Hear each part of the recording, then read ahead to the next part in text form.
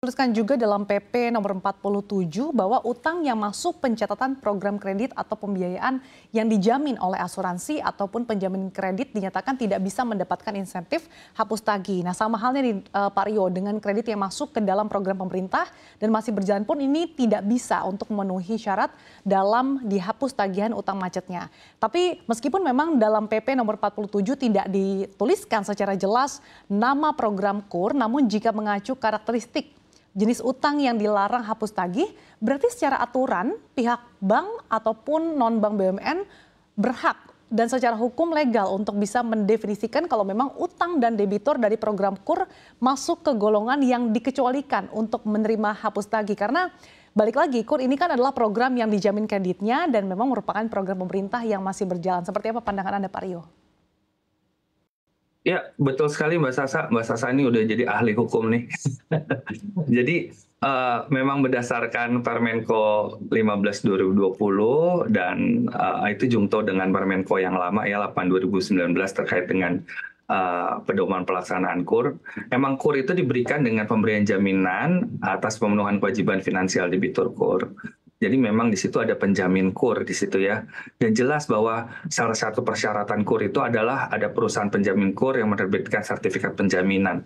Jadi level penjaminan di dalam KUR ini sendiri itu memang sudah jelas bahwa itulah yang dimaksud di dalam PP 47. Kemudian tadi yang Mbak Sasa juga sudah paparkan di awal bahwa program yang KUR ini adalah program pemerintah yang masih berjalan, tidak seperti program-program yang lain. Saya ke sisi ada catatan nih yang sudah berakhir seperti kredit modal kerja permanen, kredit usaha tani, kredit investasi kecil dan lain-lain gitu ya. Itu kan yang sudah tidak, program pemerintah yang sudah tidak berjalan lagi. Sementara KUR ini masih berjalan plus ada penjaminannya. Jadi kalau kita lihat masuk lagi tadi kan kita langsung balik lagi. Setiap ngelihat balik ke pasal 6 lagi. Pasal 6-nya berarti sudah terpenuhi bahwa dia tidak terpenuhi karena dia tidak termasuk kategori yang bisa terikut di dalam PP 47 ini. Gitu, Mbak. Oke, Pak Rio, kalau misalkan ada case, misalkan ada debitur KUR yang utangnya memang sudah macet tapi mencoba untuk memaksa bank ataupun non-bank BUMN untuk mengubah pencatatan utangnya menjadi non-KUR sehingga permasalahan utangnya ini bisa selesai. Apabila ada situasi seperti ini, Pak Rio, secara hukum sebetulnya apakah bank ataupun non-bank BUMN ini berhak untuk menolak dan memang secara legalitas tidak diperbolehkan mengubah pencatatan?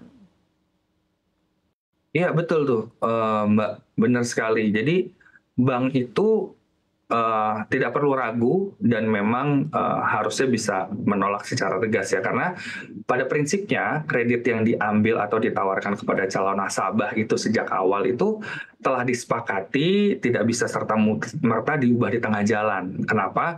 Karena setiap jenis kredit yang dikeluarkan bank itu memiliki faktor risiko yang berbeda-beda. Yang masing-masing pemberiannya memiliki persyaratan yang berbeda-beda juga. Jadi saat sebuah kredit itu sudah diputuskan untuk menjadi masuk jenisnya ada kredit usaha rakyat KUR, sudah ada pertimbangan dari komite bank itu yang menyatakan bahwa dia memenuhi persyaratan tersebut. Jadi nggak bisa tiba-tiba, masuk di tengah-tengah, diubah di tengah-tengah supaya bisa masuk penghapusan gitu. Jadi memang sudah menjadi pertimbangan tentunya dari pemerintah dalam hal ini dalam membuat peraturan ini. Mengapa memberikan persyaratan yang demikian dan memang mengecualikan KUR di dalam program ini gitu. Nah, kalau ke depannya nih Pak Rio, ada debitur yang ternyata memaksa ataupun mengancam bank untuk mendapatkan insentif hapus tagih utang macet ini, padahal sebetulnya kalau dari segi besar plafonnya tidak masuk kualifikasi ataupun mungkin plafonnya masuk tetapi memang secara karakteristik utangnya tidak termasuk kategori yang layak untuk mendapatkan insentif. Dalam hal ini misalkan masih bisa dilanjutkan dengan restrukturisasi biasa. Nah, apakah pihak bank dan non-bank BUMN ini tetap akan secara penuh terlindungi secara hukum dan kebal gugatan hukum, Pak Rio? Iya, jadi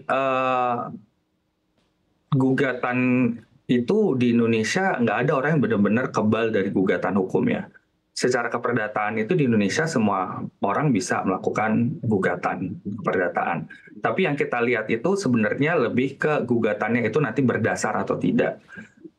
Dalam hal ini sebenarnya bila mana direksi sudah mengikuti tadi ya peraturan PP 47 2024 ini dan menggunakan fiduciary duty-nya dalam menjalankan pelaksanaannya, itu sebenarnya sudah memberikan perlindungan hukum yang cukup dalam bank dalam kasus yang demikian.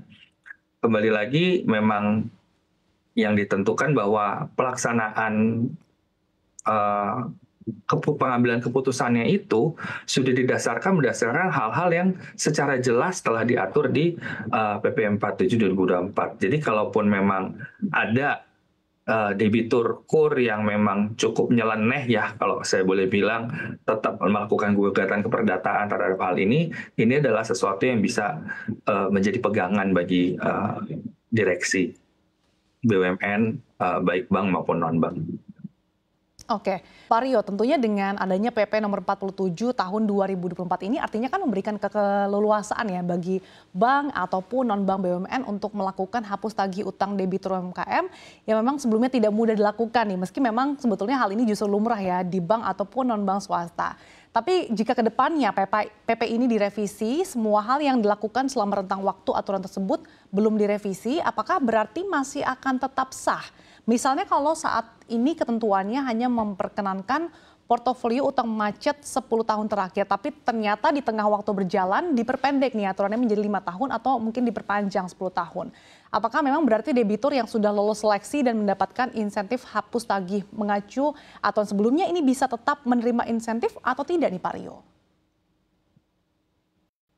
Ini kembali banget ke prinsip dasar hukum ya. Prinsip dasar hukum itu, prinsip pembentukan peraturan perundang-undangan itu ada asas non-retroaktif. Jadi pada prinsipnya di teori pembentukan hukum dan peraturan perundang-undangan itu hukum tidak dapat dibuat berlaku surut. Artinya nggak boleh berlaku mundur ke belakang. Kecuali untuk hal-hal yang penting kayak misalnya terorisme gitu misalnya.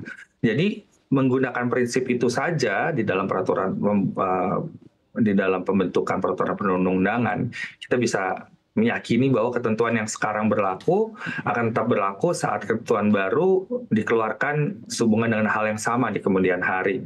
Jadi biasanya bahasanya di praktek itu, di praktisi hukum biasanya bahasanya dibilangnya grandfather gitu. Jadi kalau tiba-tiba berubah di kemudian hari, terus tiba-tiba mau dipakai yang mundur dari yang sudah berlaku di belakang, sebenarnya tidak bisa begitu. Kalau nggak nanti nggak ada kepastian hukumnya kan. Jadi ketentuan yang lama seperti mendapatkan perlakuan khusus gitulah kira-kira. Bila mana ketentuan yang baru misalnya memberikan hal yang lebih ketat atau memberatkan. Itu sih Mbak Sasa.